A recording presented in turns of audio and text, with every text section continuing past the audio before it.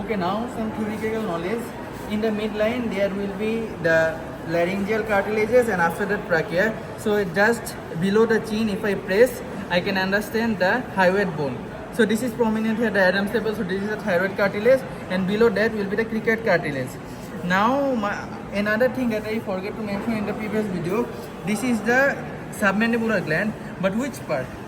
This will be the superficial part. So which muscle separates this superficial part from deep part? This is the mylohyoid muscle. Now come to here. Here, just in the the floor of the mouth, here is the mylohyoid muscle, and there are the digastric notches.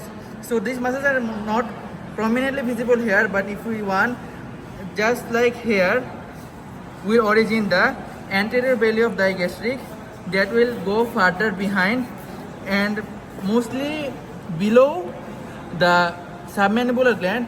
It will have a tendinous part, and further that there is posterior belly will continues. So between these two, anterior belly of humoid, there will be the submental triangle, and similarly from the hyoid bone, there will be the origin of omohyoid muscle.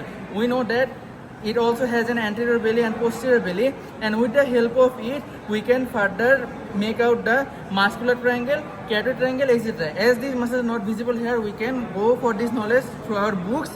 Now what I want to focus there, in the prof cadaver, there will be three muscles prominent here, which will be the content of actually the muscular triangle.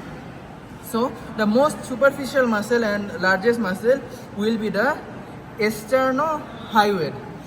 If we flap it or pull it up, below that we will find the sternohyoid, and there is also a muscle called thyrohyoid, which will be not prominent. But remember these two muscles, and sometimes in the this common carotid artery will bifurcate further above to the internal external AJ.